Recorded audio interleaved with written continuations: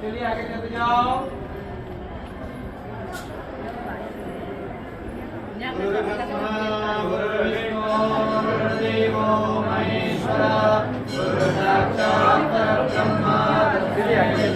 ये फोटो बाहर से खींचो दीदी। आगे चलते जाइए।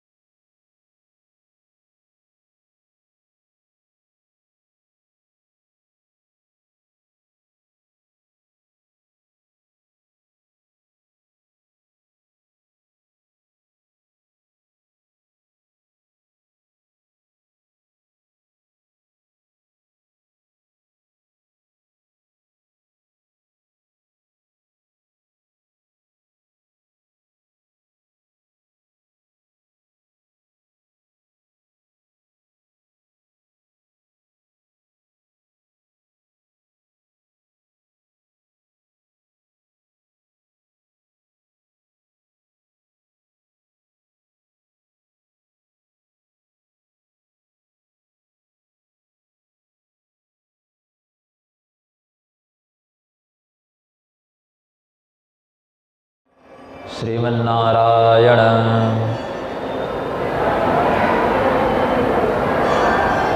सदा वृन्दारकोद्वृन्दानन्दसन्दोहदायकम् अमन्दमङ्गलाकारं वन्दे शङ्करनन्दनं। वन्दे देवमुमापतिं सुरगुरुं वन्दे जगत्कारणं। वन्दे पन्नगभूषणं मृगधरं वन्दे पशूनां पतिं। वन्दे सूर्यशशाङ्कवह्निनयनं वन्दे मुकुन्दप्रियं। वन्दे भक्तजनाश्रयं च वरदं वन्दे शिवं शङ्करम्।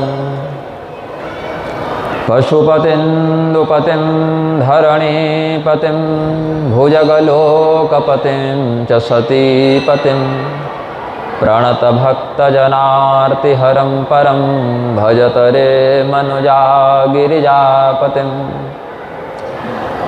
नमोऽस्त्वनन्ताय सहस्रमूर्तये सहस्रपादाक्षिशिरोरुबाहवे सहस्रनाम्ने पुरुषाय शाश्वते सहस्रकोटियुगधारिणे नमः।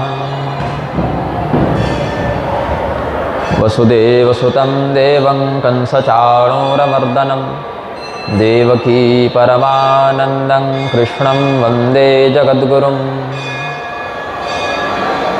तव तत्त्वं न जानामि कीदृशोऽसि महेश्वर यादृशोऽसि महादेव तादृशाय नमो नमः। प्रेम से बोलिए आनंद कंद भगवान की, श्री पशुपतिनाथ महादेव की।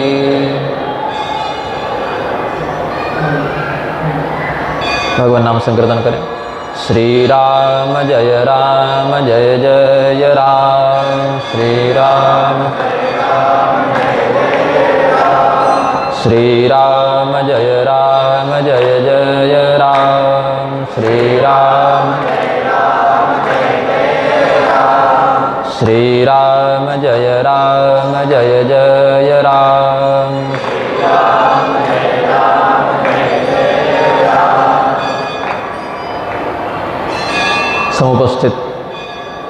संत महात्मागण, विद्यार्थीगण, प्रबुद्ध श्रोतागण,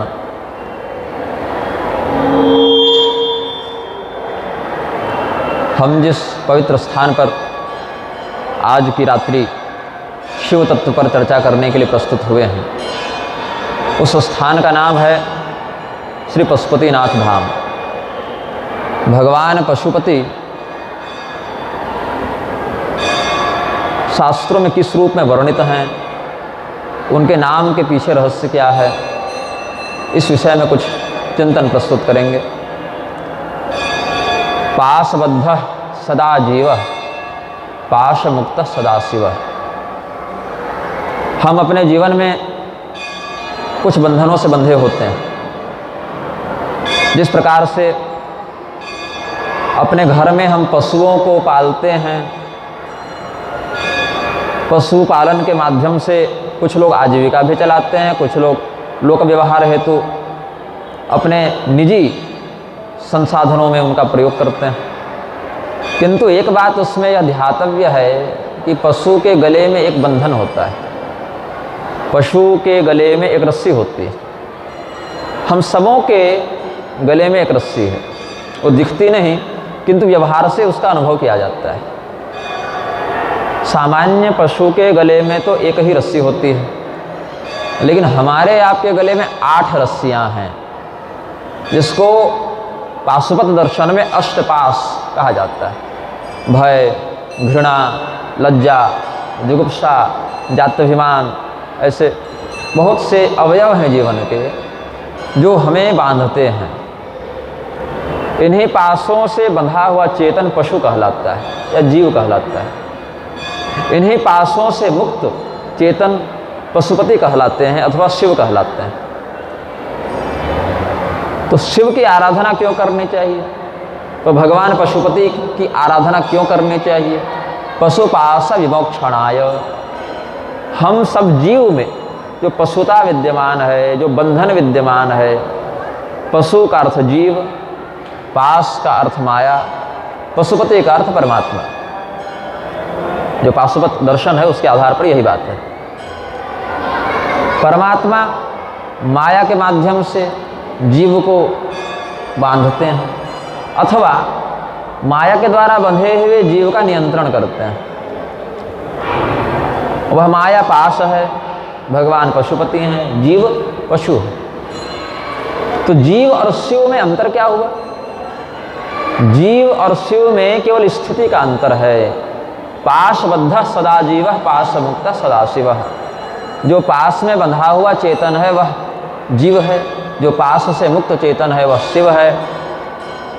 तुषबद्धो व्रीहिरुच्यते जनैस् तुषहीनस् तण्डुलेति कथ्यते। जिस प्रकार से अनाज के ऊपर छिलका लगा हुआ है, हमने उसको धान कह दिया, वह छिलका निकल जाए तो उसी अन्न को हम चावल कहने लग जाते हैं। दोनों में यही भेद है कि छिलका से एक ढका हुआ है और एक छिलके से मुक्त है। देह के आवरण में जो चेतन बंधा हुआ है वह पाश युक्त जीव है, पशु है, और देह के बंधन से जो परे है वो पाश मुक्त शिव तत्व है, पशुपति तत्व है। भगवान पशुपति अष्टरुद्रों में भी परिगणित होते हैं। भव, सर्व, ईशान, मृड इत्यादि उनके नाम है। यहाँ पर भी भगवान शिव अष्टमूर्ति रूप में विद्यमान है। अष्टमूर्ति शिव का परिचय वेदों में भी है, तंत्रों में भी है, शिव पुराण, विष्णु पुराण इत्यादि मान्य ग्रंथों में भी है। शिव इस शब्द का अर्थ है कल्याण, मंगल, शुभता। भगवान शिव का संस्तवन करते हुए पुष्पदंत जी कहते हैं, श्मशाने स्वा क्रीड़ा स्मरहर पिशाचा सहचरा चिताभस्मालेप स्रगपि निकरोटी परिकरः अमंगल्यम शीलम तब भवतु नामैवमखिलं तथापि स्मर्तॄणां वरद परमं मंगलमसि। तात्पर्य क्या है?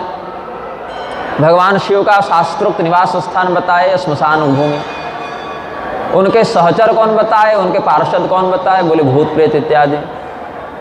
भगवान शिव का आभूषण क्या है, श्रृंगार क्या है? बोले मनुष्य के मुंडों की माला धारण करना, चिता भस्म से अंगराग लगाना, ये भगवान शिव का शास्त्रोक्त श्रृंगार है। तो बाहर से देखने से तो ये अमंगल वेशधारी प्रतीत होते हैं कि अशुद्ध स्थान पर रहते हैं, अशुद्ध वेश धारण करते हैं, भूत प्रेत इत्यादि निंदित योनियों के साथ क्रीड़ा करते हैं, भ्रमण करते हैं। किंतु भगवान शिव क्या वास्तव में अमंगल स्वरूपी हैं? नहीं। भगवान शिव का तो छोड़िए, केवल शिव शब्द का अगर हम चिंतन करें, भगवान शिव का संपूर्ण विग्रह तो कोई जानता नहीं, जान सकता नहीं। अपरिमित तत्व शिव तत्व है, जिसका आदि और अंत देव बुद्धि से भी न समझा जा सके। मनुष्य तो मनुष्य है, किंतु दिव्य बुद्धि का आश्रय भी ले लें तो भी जिसका आदि और अंत ठीक ठीक पता न चल सके, ऐसे अपरिमित तत्व को शिव तत्व कहते हैं। तो भगवान शिव का जो शील है, जो चरित्र है, जो आचरण है, बाहर से देखने से अमंगलकारी प्रतीत होता है, किंतु केवल नाम पर भी अगर चर्चा करें तो जो उस तत्व का, उस शब्द का स्मरण करता है, वरद परमं मंगलमसि, छोटे मोटे मंगल नहीं, मंगलानाम अपि मंगलमस्ति, जो मंगलों के भी मंगल हैं। भगवान शिव के श्रेष्ठतम भक्तों में रावण की भी गणना होती है, बाणासुर की भी गणना होती है, ये असुर कुल के हैं। ऋषि कुल में देखें तो महर्षि दधीची की गणना होती है, महर्षि उपमन्यु की गणना होती है। अगर अवतार दृष्टि से देखें, भगवान श्री कृष्ण की गणना होती है, भगवान श्री रामचंद्र जी की गणना होती है। और ऐसे मनुष्य की दृष्टि से देखें तो अनेकानेक राजाओं ने समयानुसार भगवान महादेव की आराधना करके अपने अभीष्ट को प्राप्त किया है, जिसमें राजा सुद्युम्न का भी नाम आता है। मुनियों में मार्कंडेय मुनि का भी नाम बड़ा प्रसिद्ध है। रावण का जो चरित्र है, यद्यपि अनुकरणीय तो नहीं है, क्योंकि राक्षस वृत्ति का उस पर बहुत अधिक प्रभाव था।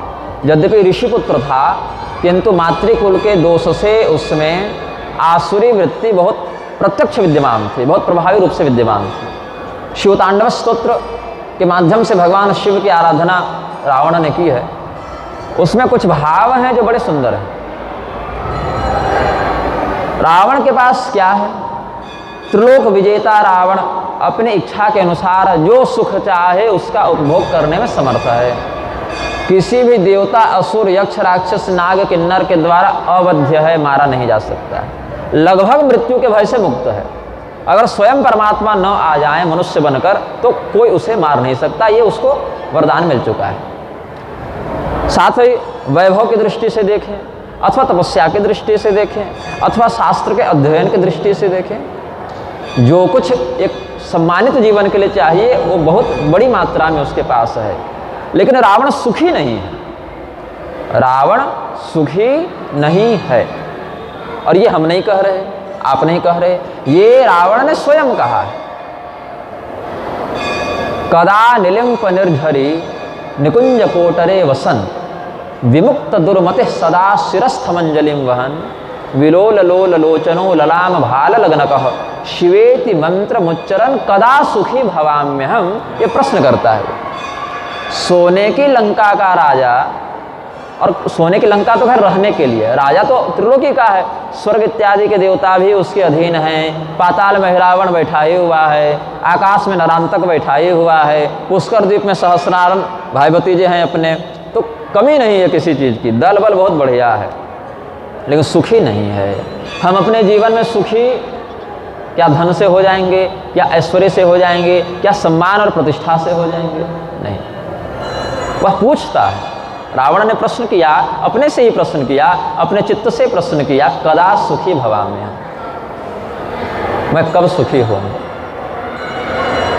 कदा निलिम्प निर्झरी निकुंज कोटरे वसन, हे भगवान, कोई बहुत सुंदर जंगल हो, एकांत हो, शांत हो। अच्छा, जो ऋषि महर्षि शांत जंगल में तपस्या कर रहे हैं, वहाँ उनको शांत रहने दे नहीं रहा, वहाँ उनको तपस्या करने में व्यवधान उत्पन्न कर रहा है, ऋषि महर्षियों को राक्षसों के माध्यम से प्रताड़ित कर रहा है, लेकिन जानता है काम उसी से बनना है। तो कब ऐसा समय आएगा कि हम किसी जंगल में, किसी झरने के किनारे एक छोटी सी अपनी कुटिया हो, छोटी सी बगिया हो, वहीं पर हम कुटिया में या गुफा में निवास करें। विमुक्त दुर्मति सदा, हमारी जो दुर्मति है वो छूट जाए। रावण भी जानता है कि हमारे अंदर दुर्मति का बाहुल्य है।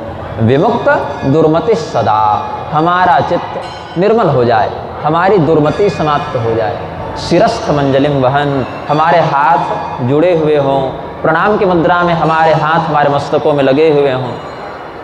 विलोल लोल लोचनो ललाम भाल लगनक, हमारे नेत्र भगवान के दर्शन की आतुरता से चंचल हो रहे हों, हमारे नेत्रों में प्रेमाश्रु का जल भरा हुआ हो, हमारे भाल में हमारे मस्तक में हमारा हाथ जुड़ा हुआ हो, अथवा भगवान शिव जिनके मस्तक पर अत्यंत सुंदर चंद्रमा विराजित है, ऐसे भगवान शिव हमारे मस्तक पर विराजमान हो, हमारे चित्त में विराजमान रहें और मैं शिव शिव शिव ऐसा जप करता रहूं, तब हम संभवतः सुखी हो पाएंगे। ऐसा चिंतन रावण ने किया। दृशद विचित्र तल्पयोर भुजंग मौक्तिक स्रजोर गरिष्ठ रत्न लोष्ठयो सुहृद विपक्ष पक्षयो तृणारविंद चक्षुषो प्रजा मही महेंद्रयो समम प्रवर्तयन मनः कदा सदा शिवम भजे। यस समम प्रवर्तयन कदा सदा शिवम भजाम्यहम, दोनों पाठभेद मिलते हैं। रावण ने बहुत बड़ी तपस्या की, इतनी बड़ी तपस्या की, भगवान शिव साक्षात उसके लिए बिल्कुल सहज हो गए, जब चाहे मिल सकते हैं, जब चाहे बात कर सकते हैं, जब चाहे वरदान मांग सकते हैं। लेकिन रावण संतुष्ट नहीं है अपनी आराधना से, उसको लग रहा है कि आराधना मेरी अभी उतनी शुद्ध नहीं है, उतनी पवित्र नहीं है। क्यों? शिव तत्व तो सर्वत्र विद्यमान है, चाहे वो हमारा मित्र हो या हमारा शत्रु हो, लेकिन हम तो भेद कर रहे हैं, हम तो ये व्यक्ति अपना है, ये पराया ऐसा देख रहे हैं, इस व्यक्ति से हमें लाभ है, इससे हानि है ऐसा देख रहे हैं, ये बड़ी कीमती है, इसका मूल्य उतना नहीं ऐसा चिंतन कर रहे हैं। तो बहुत सुंदर सुंदर सुखदायिनी शैया में और कठोर भूमि में जिस दिन हम एकत्व का भाव रख लेंगे, मोतियों के हार और सर्पों की माला में जिस दिन एकत्व का भाव रख लेंगे, व्यवहार की दृष्टि से नहीं, तत्व की दृष्टि से। व्यवहार में तो व्यक्ति अन्न ही भक्षण करता है, विष्ठादि का भक्षण नहीं करता, भोज्य को ही अपनाता है, विष का पान नहीं करता, जब तक शरीर की स्थिति बनी हुई है। व्यवहार में तो माता पत्नी दोनों स्त्री हैं, लेकिन व्यवहार अलग अलग करते हैं, लेकिन अंदर से ब्रह्म तत्व एक है, परमात्मा तत्व एक है, शिव तत्व एक है, इसका चिंतन करना है। गरिष्ठ रत्न लोष्ठयो सुहृद विपक्ष पक्षयो, बहुत कीमती कोई रत्न इत्यादि हो या कोई बिना किसी मूल्य का मिट्टी का ढेला हो, सुहृद हो या विपक्षी हो।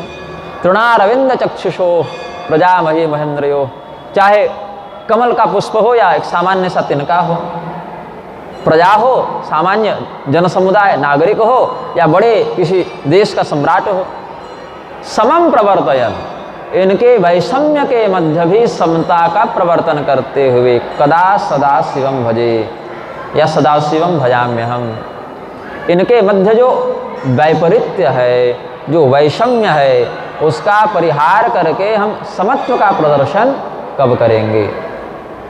समं प्रवर्तयन, समता का प्रवर्तन करते हैं। और भगवान श्री कृष्ण ने गीता में क्या कहा? समत्वं योग उच्यते।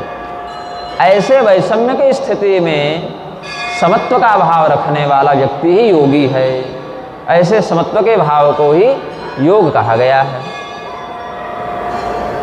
ये भाव तो एक असुर के हैं, वहां से भी हम ग्रहण कर सकते हैं। एक असुर के भाव भी जब ऐसे चिंतन से युक्त हो सकते हैं, तो जिन्होंने अपना संपूर्ण जीवन धर्मशास्त्रीय मर्यादा के अनुसार व्यतीत किया हो और अपने शिष्यों को वैसे ही मार्ग का उपदेश किया हो, ऐसे भगवान दधीचि, उपमन्यु, सांदीपनि, मार्कंडेय इत्यादि शैव परंपरा के महान आचार्यों का अगर हम अनुसरण करें, तो कौन से सुख की प्राप्ति नहीं होगी, या कौन सा ऐसा अभीष्ट है जो दुर्लभ हो जाएगा।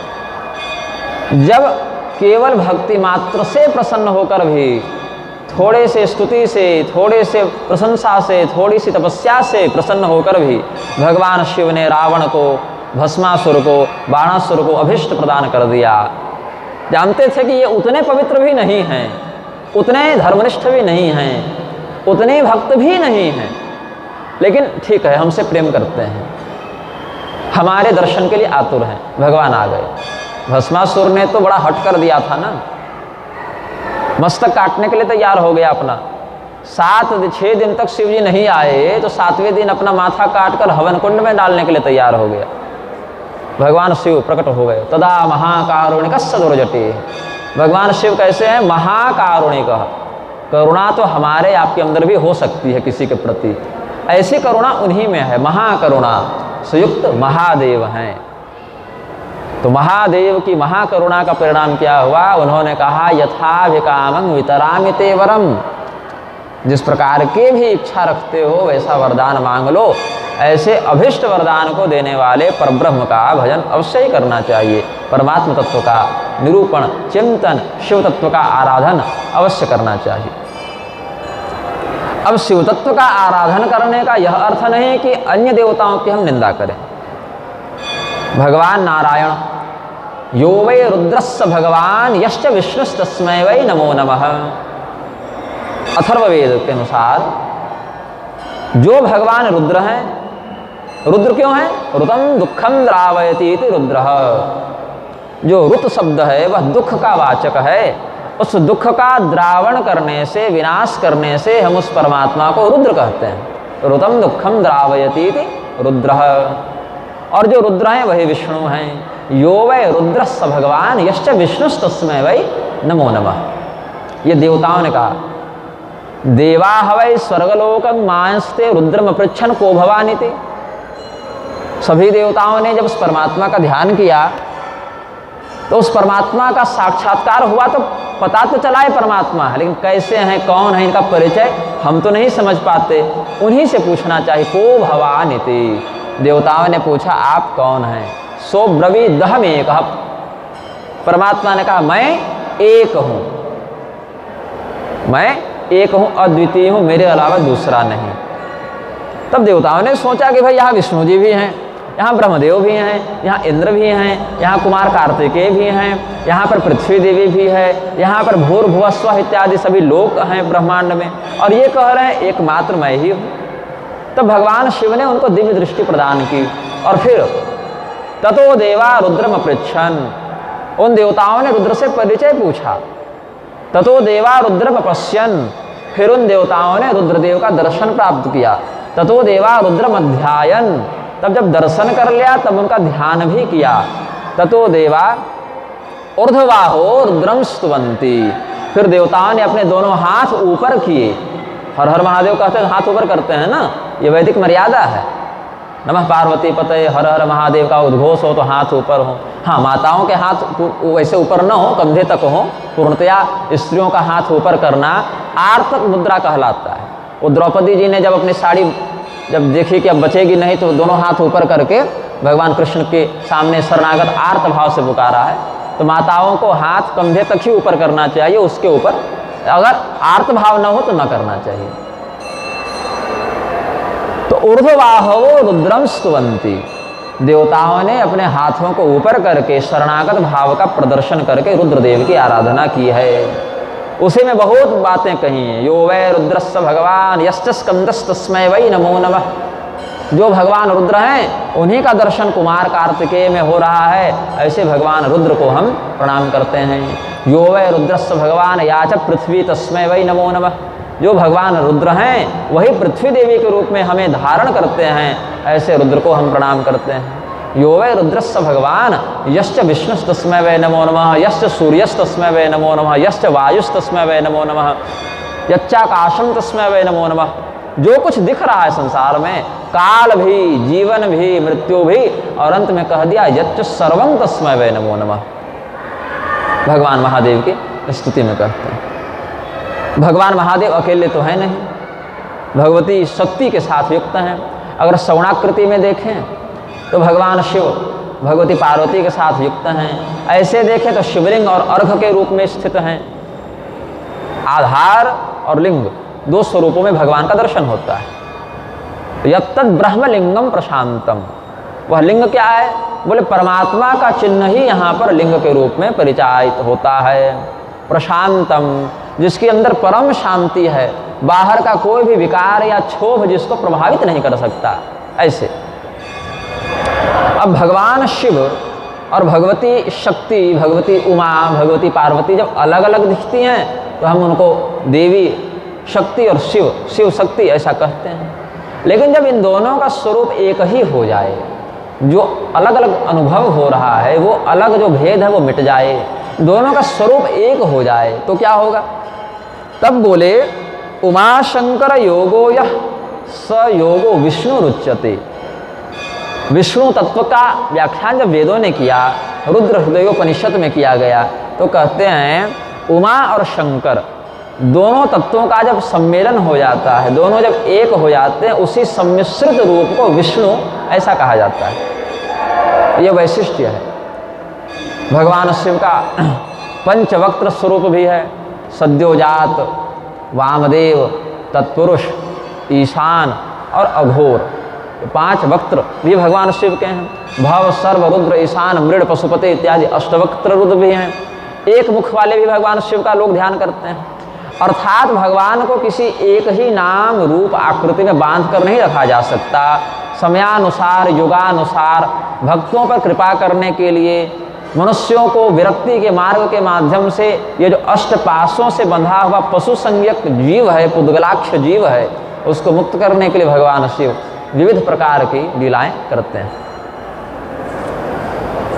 अब रुद्र पूजन में एक नियम है, शिव धर्मोत्तर पुराण में, शिव धर्म पुराण में, लिंग पुराण में, शिव पुराण में, सौर पुराण में, शैवागमों में, शैव उपासना संबंधी उपनिषदों में ये सब रहस्य वर्णित हैं। भगवान शिव की पूजा में जितनी मनमानी होती है, उतनी शायद ही किसी दूसरे देवता की पूजा में होती हो। इसका कारण क्या है? एक तो भगवान शिव सहज उपलब्ध है। सहज उपलब्ध का अर्थ है भगवान शिव की आराधना अन्य देवताओं की आराधना में शीघ्र फलदायी होती है, फलदायिनी होती है। भगवान शिव को प्रसन्न करने के लिए बहुत विशेष व्रत या विशेष कर्मकांड की आवश्यकता नहीं है। आशुतोष उनका नाम ही है।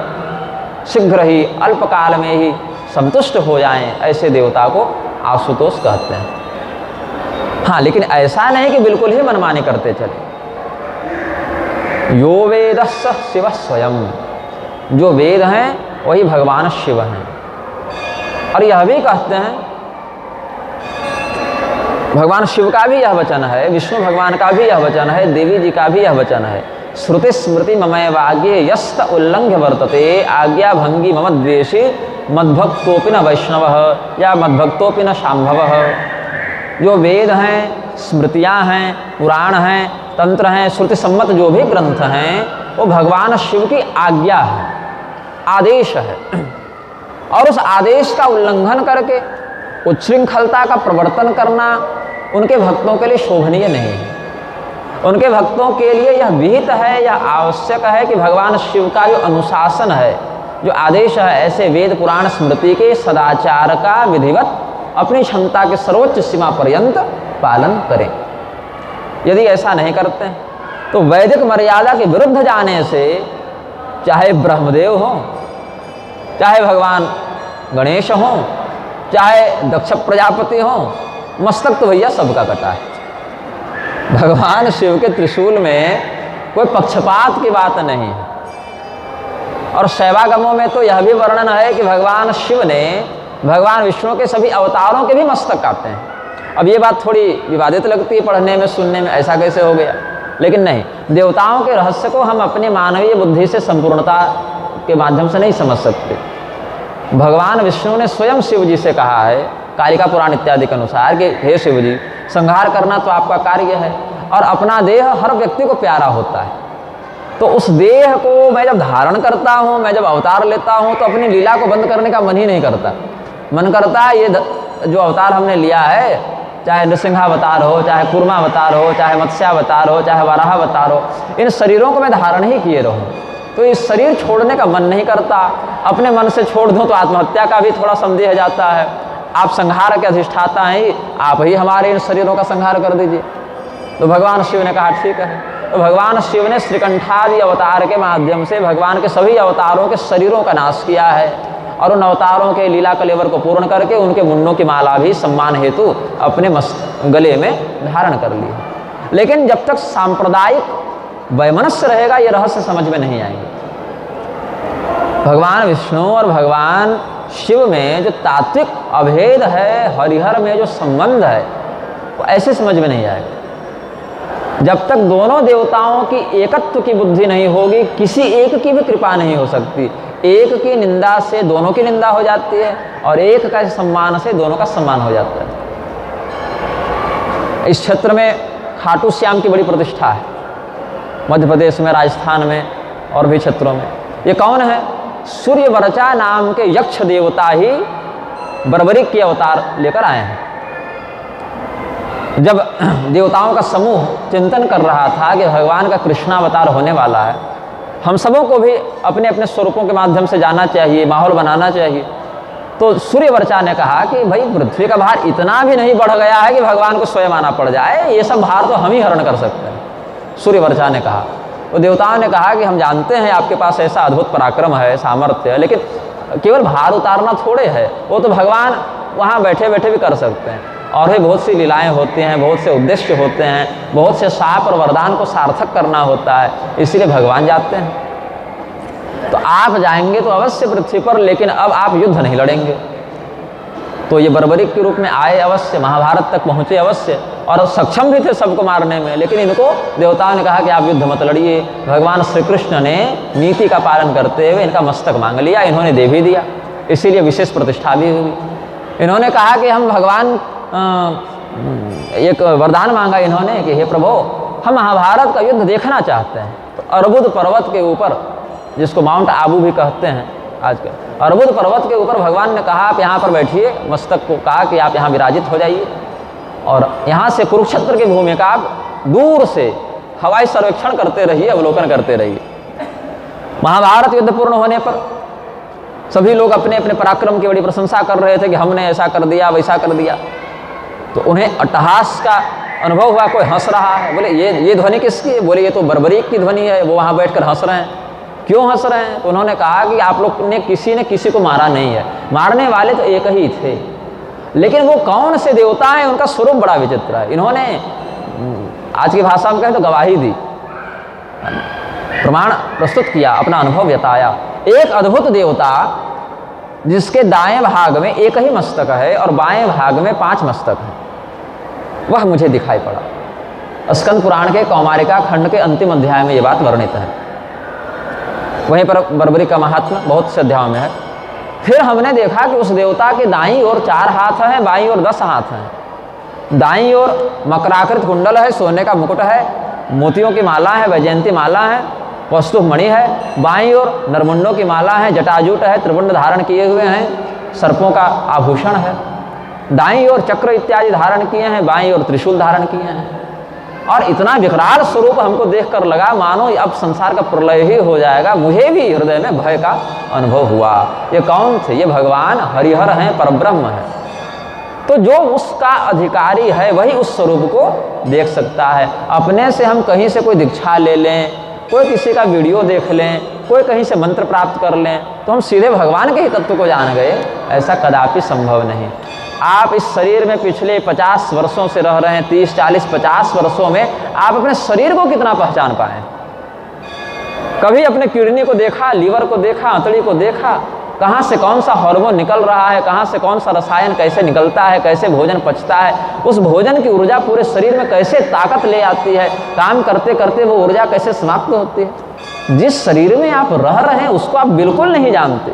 थोड़ा सा भी ढंग से अगर अनुभव करें, चिंतन करें, थोड़ा सा भी कुछ ऊपर नीचे बात हो जाए, दौड़कर चिकित्सक के पास जाते हैं। उसने उसमें पढ़ाई की है, विशेषज्ञता प्राप्त की है, अपने अनुभव से बताता है, लेकिन प्रत्येक रोगी को ठीक ही कर देता है ऐसा भी नहीं है, या संपूर्णता से वो शरीर को जान ही गया है ऐसा भी नहीं है। वो भी किसी बड़े डॉक्टर से परामर्श करता है, नवीन जैव वैज्ञानिक शोधों का आश्रय लेता है, कहाँ कौन सी मशीन आई, क्या रिसर्च है, क्या रिपोर्ट है।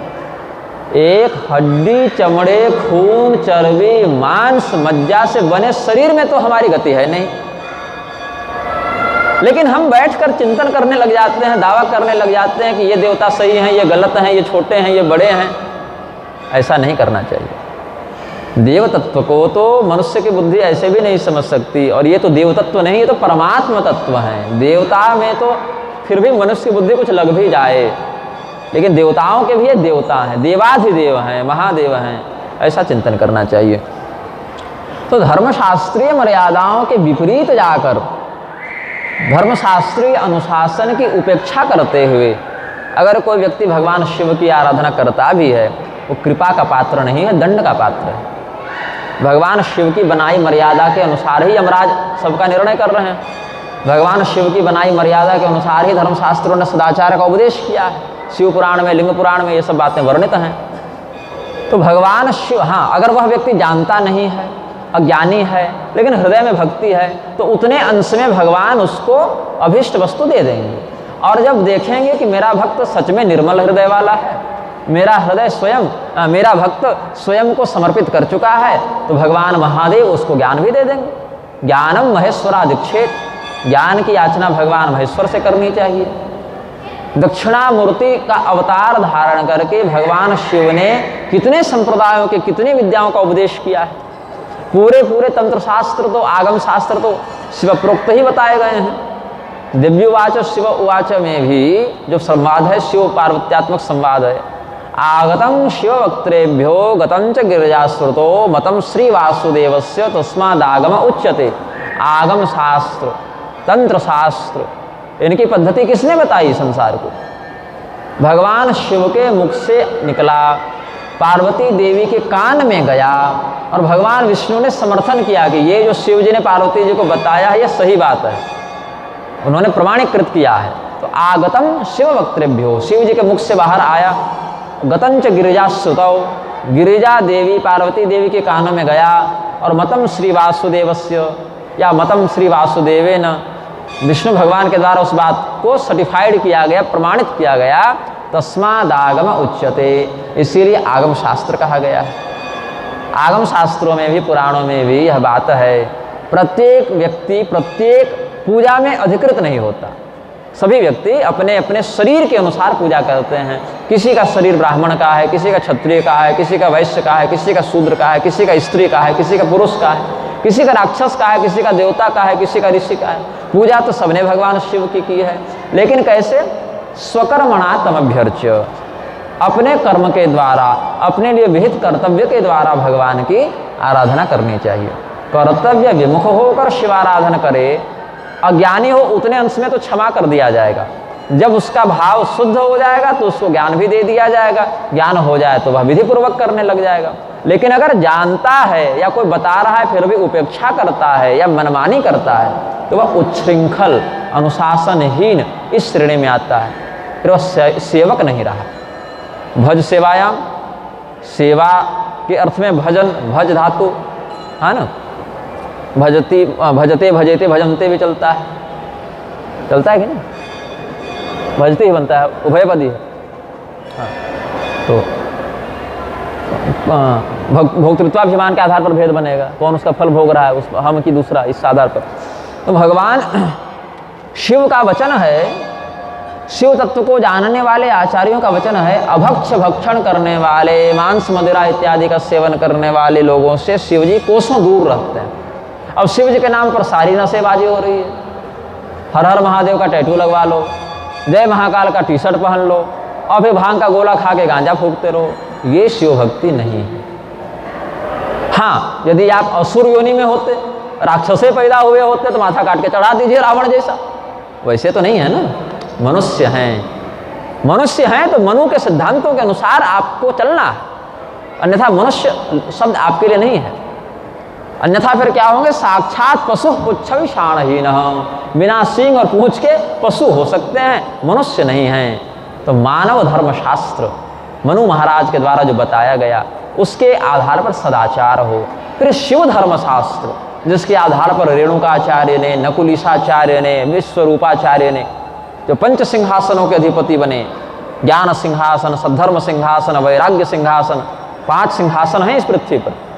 वाराणसी में ज्ञान सिंहासन है, वहाँ ज्ञानवापी है, वहाँ ज्ञान सिंहासन पर भगवान विश्वनाथ की प्रतिष्ठा है। ऐसे 5 स्थानों पर सिंहासन है भगवान शिव के।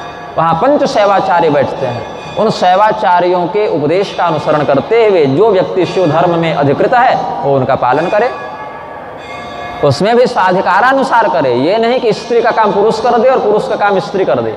ब्राह्मण का काम क्षत्रिय नहीं कर सकता, क्षत्रिय का काम वैश्य नहीं कर सकता, वैश्य का काम शूद्र नहीं कर सकता, शूद्र का काम ब्राह्मण नहीं कर सकता, पिता का काम पुत्र नहीं कर सकता, पुत्र का काम पिता नहीं कर सकता, पत्नी का काम माँ नहीं कर सकती, माँ का काम पत्नी नहीं कर सकती।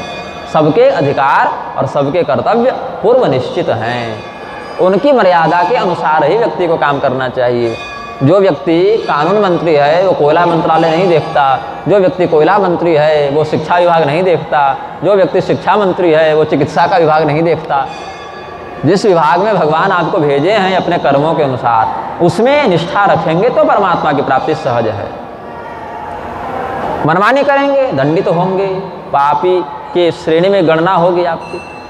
भगवान शिव अब क्या है, कई बार ऐसा होता है देखा देखी के चक्कर में, नकलबाजी के चक्कर में, अब स्वयं तो धर्मशास्त्र पढ़े नहीं, अगर कोई खरीद कर पढ़ भी ले तो सभी बातों को यथावत समझ ही जाए, ऐसा भी संभव नहीं। अगर ऐसा संभव होता, अगर आप किसी डॉक्टर के पास गए हैं और डॉक्टर ने कहा अच्छा लग रहा है आपको ये बीमारी, ऑपरेशन करना पड़ेगा, आप बैठिए मैं ऑपरेशन की किताब खरीद के लाता हूँ फिर देखते हैं कैसे कैसे करना है, सर्जरी किट भी लेते ही आएंगे साथ में, तो क्या आप ऐसे चिकित्सक से अपनी चिकित्सा कराएंगे? नहीं, क्योंकि आप जानते हैं वह उस विद्या में पारंगत नहीं है। भले वो कहेगा क्या दिक्कत है, मेरे पास सर्जरी का सारा सामान है, पद्धति पड़ी हुई है, हम देखते जाएंगे कहाँ क्या कहता है। तो ऐसे चिकित्सक पर आप भरोसा नहीं कर सकते। पायलट ने कह दिया मेरे पास मैनुअल पड़ा है, अभी कल ही अमेजन वाले ने डिलीवर किया था कि हवाई जहाज कैसे उड़ाएं, तो मैं बैठ गया हूँ कॉकपिट में, अब मैनुअल निकालता हूँ देखता हूँ कैसे कैसे क्या लिखा है। तो ऐसे विमान पर आप यात्रा नहीं करते हैं। उसी प्रकार से शास्त्रों के अनुसार तभी चला जा सकता है जब स्वयं शास्त्र के बने, और स्वयं शास्त्र के तभी बना जा सकता है जब शास्त्रों को जानने वाले गुरुओं की संगति करें, क्योंकि उन्होंने भी अपने गुरुजनों के माध्यम से परंपरा से उस ज्ञान को प्राप्त किया है।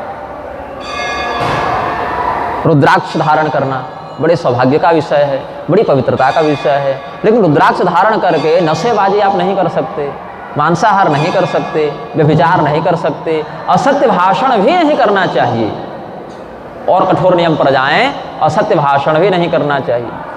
लेकिन क्या है, अब रुद्राक्ष बन गया फैशन का विषय, हाथ में पहन लिए, बाजूबंद में पहन लिए, गले में टांग लिए, उसका महत्व नहीं समझे। वह रुद्राक्ष साक्षात भगवान शिव का स्वरूप है। आपके घर में कोई नेता मंत्री विधायक आ जाए तो आप अपने गतिविधियों को बड़ा संतुलित रखते हैं, बड़ा संयमित रखते हैं। कोई प्रशासन का अधिकारी आ जाए तो बहुत कम बोलते हैं, बहुत संयमित बोलते हैं, पता नहीं किस विषय में क्या बुरा मान जाए, तुरंत दौड़ भाग करने लगते हैं। घर का नल बंद हो जाता है, बिस्लेरी की पेटी खुल जाती है तो उसका अधिकारिक स्वागत करने का प्रयास करते हैं। जैसे नेताजी पैदा हुए थे तो बोतलें लेके आए थे, शायद यहाँ का तो पानी पिए नहीं होंगे वो। तो जब भगवान के साक्षात प्रतिनिधि को आपने गले में धारण किया हुआ है तो यह भाव नहीं जगता कि हम रुद्राक्ष पहनकर झूठ बोल रहे हैं, रुद्राक्ष पहनकर अभक्ष का भक्षण कर रहे हैं, नशेबाजी कर रहे हैं, अशुद्ध चीज़ों का भक्षण कर रहे हैं, अशुद्ध शब्दों का उच्चारण कर रहे हैं, अशुद्ध भावनाओं का रसास्वादन कर रहे हैं। ऐसा नहीं। बहुत से स्थानों पर जहाँ पर भक्ति कम है और भीड़ अधिक है, भगवान शिव के मंदिरों में भीड़ अधिक होती जा रही, भक्ति कम होती जा रही है, तो जो सच्चे भक्त हैं वो क्या करते हैं, हे शिव जी यहीं से, हे महादेव। भगवान शिव की पूजा तो हृदय में भी हो सकती है। भगवान शिव तो हृदयस्थो महेश्वर, देहो देवालय प्रोक्तो जीवो नाम सदाशिव त्यजेद ज्ञान निर्माल्यम सोहं भावेन पूजयेत्। पूजन इतना ही है, पूजा इतनी है, इससे अधिक पूजा नहीं है। क्या पूजा है? यह शरीर ही मंदिर है, इसमें रहने वाला चेतन ही शिव है, और अज्ञान रूपी गंदगी का नाश करके ज्ञान रूपी प्रकाश को फैलाना ही पूजा है। बाहर की जितनी पूजाएं हैं, जल चढ़ाओ, चंदन चढ़ाओ, फूल चढ़ाओ, अगरबत्ती दिखाओ, धूप दिखाओ, दीपक जलाओ, नैवेद्य चढ़ाओ, ये सब क्यों है? ताकि हमारे कर्म प्रारब्ध की शुद्धि हो और हम इतने योग्य बन सकें कि आत्म पूजा कर सकें, आत्मा अनुभव कर सकें, अपने हृदय में बैठे ईश्वर का अनुभव हो, वहाँ पर हम पूजा करने के योग्य बन सकें। इसीलिए बाहर कितनी पूजाएं हैं, बाहर की जितनी पूजाएं हैं, जल चढ़ाओ, फूल चढ़ाओ, ये सब तो परमात्मा के अन्य अवतार श्री राम जी ने, श्री कृष्ण जी ने भी किया। अंदर की पूजा प्रधान है, इसको औपचारिक पूजा कहते हैं। पंचोपचार है, दसोपचार है, षोडशोपचार है। ये पूजा जब संसिद्ध हो जाती है तो वाणी के द्वारा पूजा होती है। इत्येषा वाङ्मयी पूजा श्रीमत् शंकर पादयो अर्पिता तेन देवेश प्रियताम में सदाशिव। केवल भगवान के लीला कथाओं का संस्तवन करना, उनकी स्तुति करना, ये औपचारिक से ज़्यादा अच्छी पूजा है। क्यों? औपचारिक पूजा में क्या होता है? फूल चढ़ाया, फ़ोन आ गया, फूल छूट गया, फ़ोन हाथ में आ गया, जी सर अभी पूजा में बैठे हैं, ऑफिस के लिए निकल रहे हैं, फिर फ़ोन काटा, फिर अक्षत उठाया, फिर पूजा की, तब तक मैसेज बजा, एक ईमेल आया हुआ था, अच्छा देखेंगे, फिर एक लोटा जल चढ़ाया, फिर फ़ोन आया, बॉस का फ़ोन था कि तुमको एक ईमेल भेजा है, ज़रा देख लेना। तो ये क्या है? आप बैठे तो पूजा करने हैं, लेकिन पूजा छोड़ के सब कर रहे हैं। इसीलिए औपचारिक पूजा में कई बार ध्यान भटकता भी है। वांग्मयी पूजा में क्या है? आप बोल तो सकते नहीं कि हेलो सर पूजा में बैठा हूँ, वहाँ वाणी का प्रयोग केवल भगवान के लिए करना है, तो वहाँ पर बोलते गए। हाँ, लेकिन हो सकता है वाणी तो बोल रही है, मंत्र याद हो गए, शिवतांडव याद हो गया, महिम्न याद हो गया, रट्टा मार लिए, बोल दिए, लेकिन जब तक बोले न अर्थ पर ध्यान गया, न उच्चारण पर ध्यान गया, जैसे जीभ पलटी वैसे शब्द निकले और मन लगा रहा कहीं और। लेकिन कम से कम वाणी की क्रिया, एक क्रिया तो भगवान में केंद्रित रही। इसके बाद मानसिक पूजा, वहाँ मन सर्वथा भगवान में लगा है, वास्तविक पूजा वही है। औपचारिक पूजा भी अगर मन की एकाग्रता के बिना की जाए तो उसका फल उतना प्राप्त नहीं होता है। आत्मयजन की विधि से, यह शरीर ही मंदिर है भगवान का, इसमें रहने वाला चेतन ही परमात्मा है, और हम अज्ञान का नाश करके परमात्मा का जो चिंतन कर रहे हैं वही हमारी पूजा है।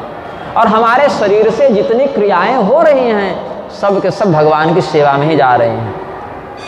आत्मा त्वं, भगवान शंकराचार्य क्या कहते हैं? यह आत्मा कौन है? हे महादेव, आप ही आत्मा हैं। गिरिजा मति, और हमारी जो मति है, बुद्धि है, वो कौन है? गिरिजा हैं, पार्वती हैं, आपकी शक्ति हैं। सहचरा प्राणा, आपके पार्षद हैं, हमारे भी 10 प्राण हैं, प्राण, अपान, व्यान, समान, उदान, नाग, कूर्म, कृकल, देवदत्त, धनंजय, ये 10 विध प्राण ही हमारे सहचर हैं, या आपके सहचर हैं, हमारे साथ रहते हैं। शरीरम गृहम, हमारा जो शरीर है वही आपका घर है, वही मंदिर है। पूजा ते विषयोपभोग रचना, अब चूंकि आप हमारे अंदर बैठे हैं तो हम जो भी भक्षण करें वो आप ही को भोग लग रहा है, हम स्नान करें तो आपको ही स्नान करवा रहे हैं। ये सब अलग अलग क्रियाकलाप हमारे मुख से, हमारे शरीर से जो हो रहा है। निद्रा समाधि स्थिति ही, हम जब नींद लेते हैं तो इस शरीर के सारी इंद्रियाएं अपना काम समेट लेती हैं, बाह्य जगत की क्रिया गतिविधि बंद हो जाती है। तो निद्रा समाधि स्थिति, यह निद्रा क्या है? समाधि की स्थिति हो गई। संचार पदयो प्रदक्षिण विधौ स्तोत्राणि सर्वांगिरो, प्रदक्षिण विधि क्या है? परिक्रमा क्या है? बोले आप सर्वत्र व्याप्त हैं, कण कण शंकर। तो हम जहाँ भी घूम रहे हैं प्रभु ऐसा भाव करना है कि हम भगवान की परिक्रमा ही कर रहे हैं। स्तोत्राणि सर्वांगिरो, सभी प्रकार के शब्द शिवमय हैं, शब्द ब्रह्म हैं, इसीलिए हम जो भी अपने मुख से उच्चरित करें वह आपकी स्तुति ही है। यद्यत् कर्म करोमि तत्तदखिलम शंभो तवाराधनम, हे महात्मन, हे परमात्मन, हे परमेश्वर, हम जो कुछ भी कर्म कर रहे हैं आपकी आराधना में ही वह प्रयुक्त हो, ऐसा चिंतन शंकराचार्य जी ने किया है।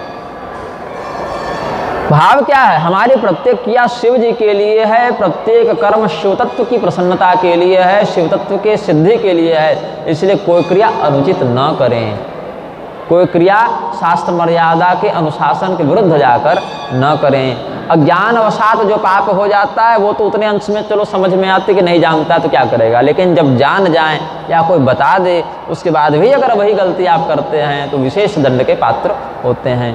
कानून भी कहता है ना, एक समझ देता है कि ये हमको पता ही नहीं था कि यहाँ पर ये नियम है, नो पार्किंग है या वन वे है, हम घुस गए, तो समझदार व्यक्ति क्षमा कर देता है कि अच्छा अब जान गए हो, आगे से मत करना। लेकिन वही व्यक्ति दोबारा पकड़े कि तुम फिर आज आ गए इस रास्ते, इसका अर्थ है कि तुम अब उद्दंडता कर रहे हो। उद्दंडता के लिए क्षमा नहीं, अपितु दंड का विधान है। भगवान शिव के ऊपर अशास्त्रीय विषयों को चढ़ाना, एक बार चढ़ा दें हमारा काम हो जाए, ऐसी लोभ बुद्धि को धारण करना ऐसा उचित नहीं। अशुद्ध तत्वों से भगवान का पूजन करना, अशुद्ध भाव से भगवान का पूजन करना, भगवान के पूजन के फलस्वरूप हमें अतिशीघ्र यह मिल जाए, ऐसा लोभ रखना, और कदाचित अगर वह न मिले तो भगवान के प्रति अविश्वास करना, ये सब दोष बताए गए। भगवान आपके कर्मों को अवश्य देखेंगे, क्या यह इस योग्य है भी कि नहीं। यह जो मेरे पास आया इसमें शिव प्रधान है कि कामना प्रधान है, यह जो मेरी पूजा कर रहा है इसमें मुख्य भाव क्या है। हालांकि अर्थार्थी भक्त है, पैसा मांगने आया है, नौकरी मांगने आया है, लेकिन प्रधानता किसको दे रहा है। अगर मुझे प्रधानता देगा तो शास्त्रों में मेरी पूजा की जो विधि बताई गई है उसके अनुसार करेगा, और अगर कामना को प्रधानता दे रहा है तो किसी ने कह दिया कि ये काम करो तो ये कामना पूरी हो जाएगी, और वह शास्त्र विरुद्ध भी हो तो करने लग जाएगा कि इसी बहाने से ही हमारा ये काम बन जाए। तो भगवान यह देखते हैं कि यह भक्त जो मेरे पास भक्त बनकर आया है वो मेरे लिए आया है कि स्वार्थ के लिए आया है, चिंतन करते हैं भगवान। अब कई बार क्या होता है, त्रिपुंड धारण इत्यादि में भी लोग प्रमाद कर देते हैं। अब त्रिपुंड तिलक न होकर, शिव तत्व का चिन्ह न होकर फैशन बन गया है, फैशन बन गया है, विशेष प्रकार की आकृतियां मोहर लग जा रही हैं, यहां से जो कान से लग रहा है सो अगले कान तक जा रहा है। ऐसा नहीं, किस वर्ण का शिव भक्त है उसके आधार पर भी त्रिपुंड का विधान है। यहां से लेकर यहां तक भी लगता है, मध्य में भी लगता है, एक पुंड का भी विधान है। स्त्रियों के लिए 1 अंगुली मात्र त्रिपुंड का विधान है, इतना ही है। ललाट की पूर्ण परिधि पर्यंत त्रिपुंड लगाना ब्राह्मण को चाहिए, ललाट की मध्यावधि पर्यंत त्रिपुंड लगाना क्षत्रिय का कार्य है, ललाट की प्रारंभावधि तक लगाना वैश्य का कार्य है, और उससे भी लघु या 1 पुंड लगाना स्त्री शूद्रादि का कार्य है, या उसकी मर्यादा है, डोज है ना। डॉक्टर ने कहा इसको 1 गोली खा लेना सुबह, 1 गोली खा लेना शाम, आप बोले उसको तो 4 गोली बता दिए, हमको 1 दिए, हमारे साथ भेदभाव करते हो, हम भी 4 खाएंगे।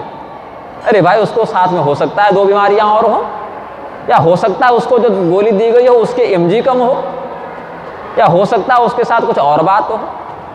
तो देखा देखे में धर्म नहीं होता, धर्म अपनी स्थिति का विचार करना है, वहां से हम श्रेष्ठ स्थिति को कैसे प्राप्त करें इसका चिंतन करना है। देखा देखे में चलेंगे, भाई उसने जैसे दुग्ध है वो भी देखने में सफ़ेद है, नीचे गिरा दे तो बह जाए, फिनाइल है वो भी देखने में सफ़ेद है और गिरा दें तो बह जाए, लेकिन खीर बनाएंगे तो दूध का प्रयोग करेंगे, और कहीं पर कोई विषाणु कीटाणु इत्यादि लग जाएं तो फिनाइल का प्रयोग करते हैं। हालांकि वह भी उतना शुद्ध नहीं माना गया है, गोमूत्र आदि का प्रयोग करके ही शोधित करने से शास्त्रीय पवित्रता रहती है। एक लोक दृष्टि की हमने बात कर दी, क्योंकि फिनाइल सब जानते हैं, गोमूत्र के विषय में श्रद्धा जगती नहीं, इसलिए बाद में उसका शोधन कर दिया। लेकिन समान दिखने वाली वस्तु समान लक्षण वाली भी ऐसा नहीं है, ये कहने का भाव है, ये केंद्र बात है। दोनों सफ़ेद दिख रहे हैं, दोनों तरल हैं, इसीलिए दोनों का गुणधर्म और प्रभाव भी समान हो जाएगा, ऐसा नहीं। इसीलिए समान आकृति को धारण करने वाले ब्राह्मण क्षत्रिय वैश्य शूद्र के भी 2 हाथ 2 पैर 2 आँख सबके वही होते हैं। तो बोले व्यवहार में क्या भेदभाव नहीं, बोले 2 हाथ 2 पैर तो माता और पत्नी के भी होते हैं, व्यवहार में भेद करते हो ना। माता पत्नी में छोड़ दीजिए, दाएं हाथ और बाएं हाथ को ले लीजिए जो आपके ही शरीर के अंग हैं, शौचालय से बाहर निकल रहे हैं, अशुद्धि है तो एक दूसरे हाथ का स्पर्श भी नहीं करते बिना उचित शुद्धिकरण के।